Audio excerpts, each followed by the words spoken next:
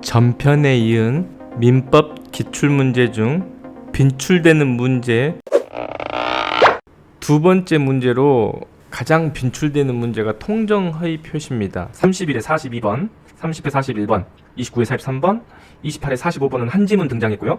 27에 44번, 26에 41번 이렇게 통정허위 표시는 매년 빠지지 않고 나오는 기출문제 중에서도 빈출문제입니다. 29에 43번 문제는 통정허위 표시라는 단어가 나오지 않고 이걸 풀어쓴 매매로 가정하여 이렇게 문제가 나왔습니다. 그리고 이 문제가 통정허위 표시에 대한 정의를 공부하고자 할 때 가장 기본이 되는 문제 같습니다. 갑과 을 매매 계약은 가장하였기 때문에 가짜인 거죠. 그래서 무효가 되는 거고, 실제로 하고 싶었던 것은 증여 계약이기 때문에 유효가 되는 거고요. 정당하게 증여받은 을로부터 소유권 이전받은 제3자는 당연히 소유권을 취득하기 때문에 갑이 말소 청구를 할 수 없게 되는 거고, 또한 제3자 병이 갑과 을 사이에 증여계약이 체결된 사실을 과실로 알지 못한다고 하더라도 결국 이들 간의 계약은 증여계약이고 유효이지 않습니까? 그래서 을이 정당하게 소유권을 갖고 있기 때문에 제3자 병과의 계약도 유효이고 제3자 병은 당연히 소유권 취득을 하게 되는 거죠. 28에 45분의 원문을 보면 무효가 아닌 것을 찾으라고 했는데요.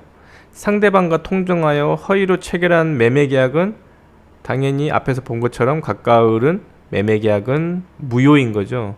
이렇게 이제 한 지문만 나오게 되면 통정허위에 대한 비중 있게 공부를 했는데 좀 허망할 것 같긴 합니다.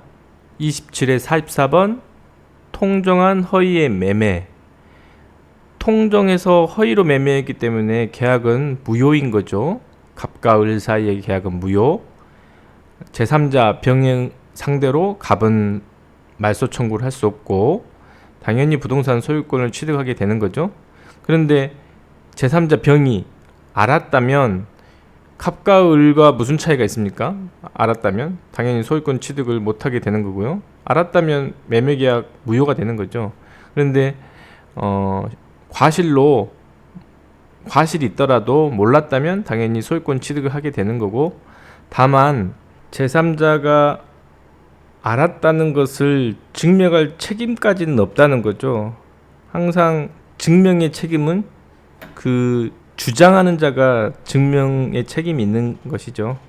30회 41번 이 문제는 다른 지문들은 굉장히 어렵고 새로 나온 지문이라고 할 수 있지만 4번을 제외하고 3번이 워낙 확실합니다. 증여와 매매 모두 무효가 아니죠. 증여는 유효, 매매는 무효. 그래서 3번이 너무 쉽기 때문에 답을 찾을 수가 있는데, 이제 다른 문제들이 생소한 문제고, 문제는 5번 지문이죠.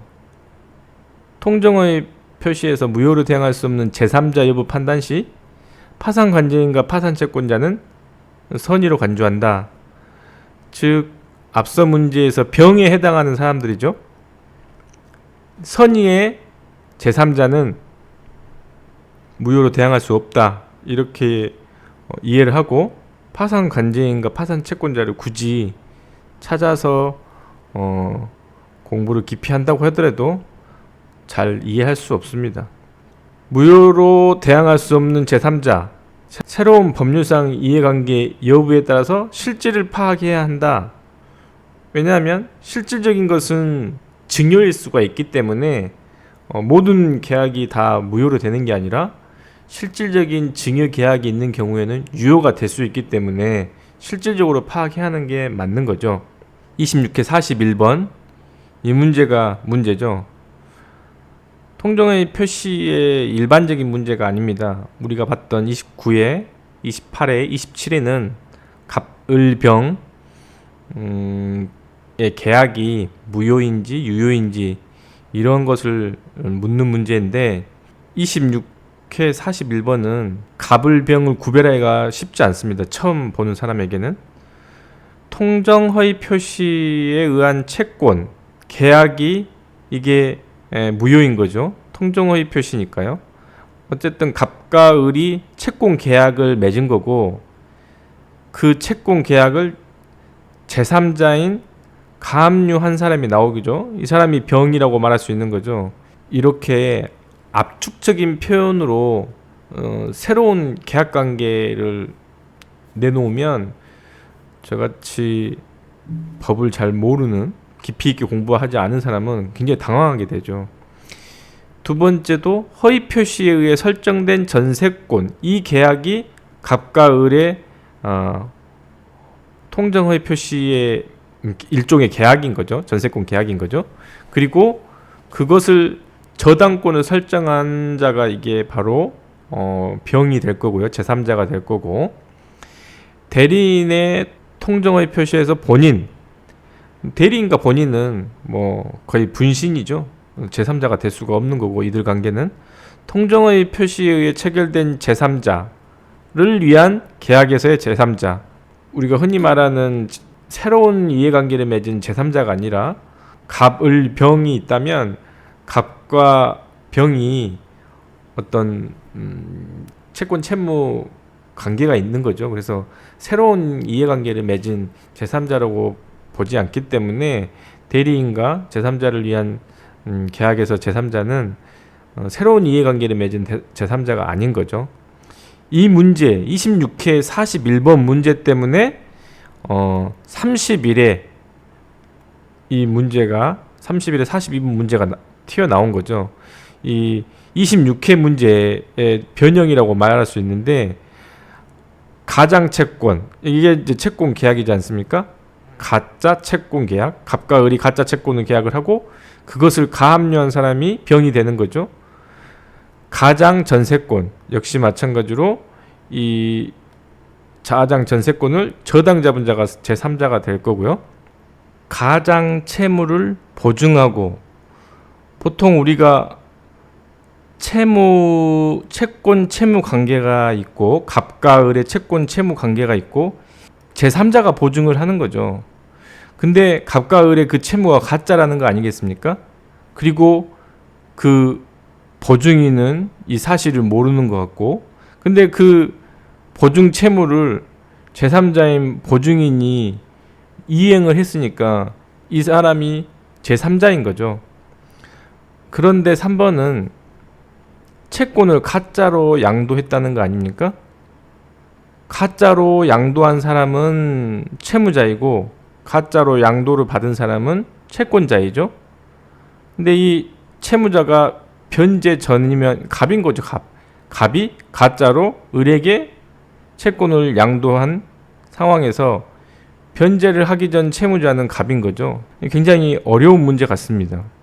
그런데 그 전 회차에 힌트를 줬죠.